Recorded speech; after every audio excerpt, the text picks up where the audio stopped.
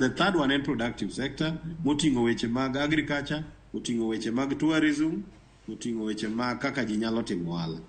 Adieri makende en ni pok waneno ranyisi motegno ni kaontis wage dwarigore. Tadwa wacho ni ya, mondo uriuru nyaka ubed gi miluongo ni common bond. Common bond ok en ni boundary. Nitiere environment ma bende dwarore mondo mi gik ma kamagi otimre. Achiel en ni nyaka bed ni political environment en moro ma encourage counties gi mondo bed kanyakla. Wang'eyo pogruok mantiere kind Azimio gi Kenya Kwanza.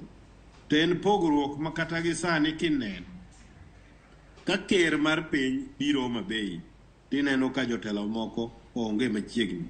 Kodhi kuonde moko tiyudo ka gin machiegni. Koro iyudo ni weche ma kamagi nyalo miyo kata gimi penjo ni ang'o miyo counties 4 ma pod yware chien, ma pod nigi excuse, ni pod nigi timo yiero, gin mana ma e hoho mar okaka.